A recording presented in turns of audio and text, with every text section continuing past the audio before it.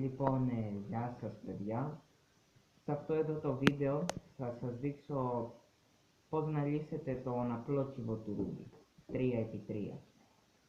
Πολλοί νομίζουν ότι αυτό είναι πολύ δύσκολο να το πραγματοποιήσει κανείς, αλλά στην πραγματικότητα δεν χρειάζεται καμία ιδιαίτερη γνώση, ούτε μαθηματικά ούτε τίποτα. Είναι πολύ απλό, απλά χρειάζεται να ξέρετε ορισμένα τρίκ. Καταρχήν, το πιο σημαντικό λάθος που κάνουν οι πιο πολλοί είναι ότι στον κύβο του Rubik δεν αντιμετωπίζουμε κάθε πλευρά ξεχωριστά. Δηλαδή δεν θα πάω να λύσω πρώτα την άσπρη πλευρά, μετά την κόκκινη πλευρά και μετά την πορτοκαλί, για παράδειγμα.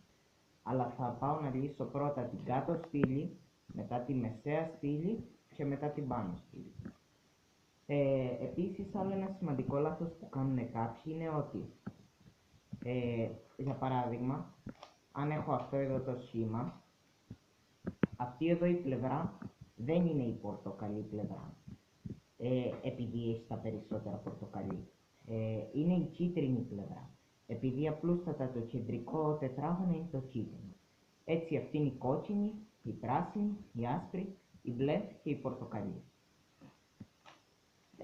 Λοιπόν, καταρχάς, για να λύσετε το κύβο του Rubik πρέπει να γνωρίζετε ορισμένες κινήσεις, τις οποίες έχουμε ονομάσει με ένα συγκεκριμένο τρόπο. Αυτή η κίνηση λέγεται πάνω και αυτή εδώ η κίνηση πάνω ανάποδα. Με τον ίδιο τρόπο, αυτή εδώ η κίνηση λέγεται κάτω και αυτή εδώ η κίνηση λέγεται κάτω ανάποδα. Αυτή εδώ λέγεται δεξιά και αυτή δεξιά ανάποδα. Αυτή αριστερά και αυτή αριστερά ανάποδα. Αυτή εδώ λέγεται μπροστά και αυτή μπροστά ανάποδα. Αυτή εδώ λέγεται πίσω και αυτή εδώ πίσω ανάποδα. Πρέπει απαραίτητα να γνωρίζετε αυτές τις κινήσεις έτσι ώστε να λύσετε τον κύβο του Rubik. Λοιπόν, ας αρχίσουμε πρώτα ανακατεύοντας τον κύβο.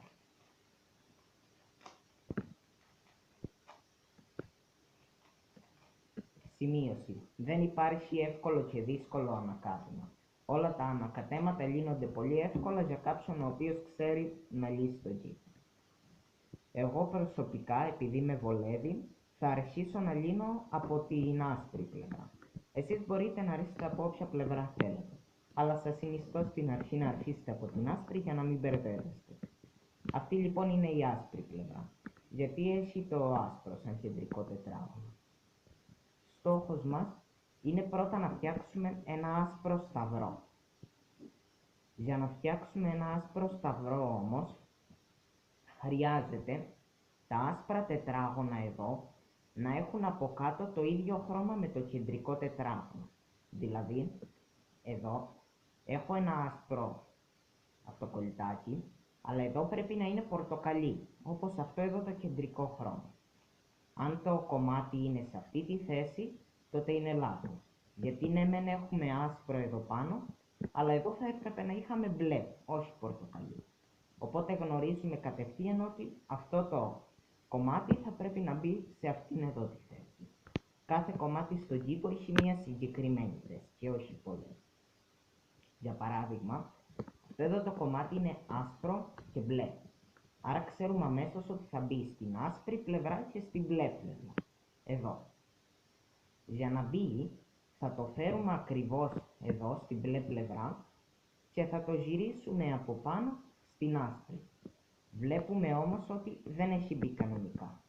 Γι' αυτό θα μάθουμε τώρα τον πρώτο μας αλγόριθμο. Ο αλγόριθμος είναι ένας πολύ απλός αλγόριθμος, τον οποίο δεν χρειάζεται καν να μάθετε. Μπορείτε να το βρίσκετε σε κάθε περίπτωση, μόνο για να αναποδογυρίσετε αυτό το κομμάτι. Λοιπόν, μπροστά, πάνω ανάποδα, δεξιά, πάνω. Και όπως βλέπετε λοιπόν, το κομμάτι έχει μπει κανονικά στη θέση του. Πλέον έχουμε δύο κομμάτια του κύβου. Ψάχνουμε για άλλα κομμάτια, στην κάτω πλευρά πάντα, και βρήκαμε το πορτοκαλί πράσινο. Θα το φέρουμε λοιπόν στην πράσινη πλευρά και θα το γυρίσουμε πάνω για να το φέρουμε στην άσπρη πλευρά. Τώρα έχουμε λοιπόν 3. Μας μένει ακόμα ένα κομμάτι. Άσπρο, κόκκινο. Ψάχνουμε πάλι στην κάτω πλευρά για να βρούμε κομμάτια, αλλά παρατηρώ ότι δεν έχω το άσπρο κόκκινο. Ψάχνω το άσπρο κόκκινο και είναι εδώ, στη μεσαία στήλη. Αυτό είναι σχετικά δύσκολο και για να μπορέσουμε να το βάλουμε στη θέση του πρέπει να το φέρουμε στην κάτω πλευρά ως εξής. Το ξανακάνω να το δείτε άλλη μία φορά. Με αυτόν τον τρόπο έχουμε καταφέρει να φέρουμε αυτό το κομμάτι στην κάτω πλευρά. Όπως και με τα προηγούμενα κομμάτια, αφού αυτό είναι το άσπρο κόκκινο κομμάτι, θα το φέρουμε στην κόκκινη πλευρά. Να η κόκκινη πλευρά. Και θα το ξαναγυρίσουμε από πάνω. Αφού λοιπόν είναι ανάποδα, θα ξαναπραγματοποιήσουμε τον προηγούμενο αλγόριθμο. Θα σας τον ξαναυπενθυμίσω για όσους το έχουν ξεχάσει. Μπροστά, πάνω ανάποδα, δεξιά, πάνω. Όπως μπορείτε να παρατηρήσετε λοιπόν, έχουμε φτιάξει πλέον ένα σταυρό. Ένα λεπτό να βγάλω τη γωνία για όσους μπερδεύονται.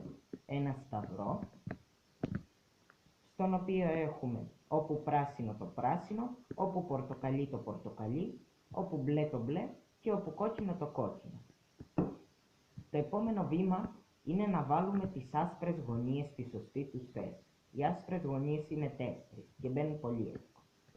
Καταρχάς πρέπει να εντοπίσουμε τις 4 γωνίες. 1, 2, 3, 4. Θα πάρουμε πάλι τις γωνίες που βρίσκονται στην κάτω πλευρά γιατί είναι πιο εύκολες. Μία γωνία έχει 3 χρώματα. Άσπρο, κόκκινο, πράσινο. Αυτό σημαίνει ότι η γωνία αυτή θα μπει στην άσπρη πλευρά και ανάμεσα στην πράσινη και την κόκκινη πλευρά. Οπότε εμείς πρέπει να φέρουμε τη γωνία ανάμεσα στην πράσινη και την κόκκινη πλευρά. Στην περίπτωση αυτή τυχαίνει η γωνία να είναι στη θέση της. Αλλά αν για παράδειγμα η γωνία ήταν ανάμεσα στην μπλε και την πορτοκαλί πλευρά, έπρεπε να κάνουμε αυτή τη κίνηση ώστε να τη φέρουμε εδώ. Μία γωνία μπαίνει με τον εξής τρόπο στη θέση της. Αυτός είναι ο δεύτερος αλγοριθμός μας. Δεξιά ανάποδα, κάτω ανάποδα, δεξιά, κάτω. Πρέπει να πραγματοποιήσετε τον αλγόριθμο πολλές φορές μέχρι η γωνία να μπει στη θέση σας. Υπενθυμίζω, αυτή είναι η γωνία. Κάτω ανάποδα, δεξιά ανάποδα, κάτω ανάποδα, δεξιά, κάτω. Μία γωνία μπήκε στη θέση της, αλλά μία γωνία μπήκε στην άσπρη πλευρά, αλλά δεν είναι η σωστή της θέση. Οπότε συνεχίζουμε τον αλγόριθμο. Δεξιά ανάποδα, κάτω ανάποδα, δεξιά, κάτω. Δεξιά ανάποδα, κάτω ανάποδα, δεξιά, κάτω. Δεξιά ανάποδα, κάτω ανάποδα, δεξιά, κάτω. Παρατηρούμε ότι η γωνία μπήκε στη θέση. Άσπρο και ανάμεσα στο πράσινο και το κόκκινο. Παίρνουμε μία άλλη γωνία. Να, η γωνία άσπρο, κόκκινο, μπλε, η οποία θα μπει στην άσπρη πλευρά και ανάμεσα στο κόκκινο και στο μπλε, δηλαδή εδώ. Άρα φέρνουμε τη γωνία στην εξής θέση. Και ξαναεπαναλαμβάνουμε τον ίδιο αλγόριθμο. Δεξιά ανάποδα, κάτω ανάποδα, δεξιά, κάτω. Οπότε και αυτή η γωνία μπήκε στη θέση. Αυτή η γωνία είναι πράσινο πορτοκαλί, άρα θα τη βάλουμε ανάμεσα στο πράσινο και το πορτοκαλί. Ξαναεπαναλαμβάνουμε τον αλγόριθμο.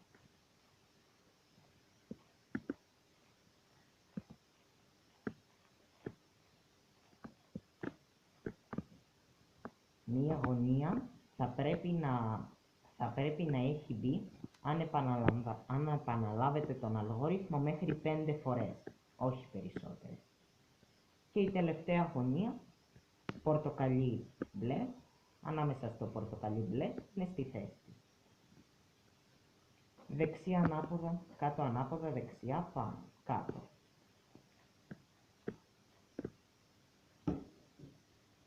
Οπότε, κυρίες και κύριοι, φτιάξαμε την άσπρη πλευρά. Όπως βλέπετε όλα τα χρώματα είναι ίδια εδώ. Αυτό ήταν το πρώτο μέρος για να λύσουμε το κύβο του Rubik. Στο επόμενο μου βίντεο θα σας δείξω πώς να φτιάξετε τη μεσαία σκέψη.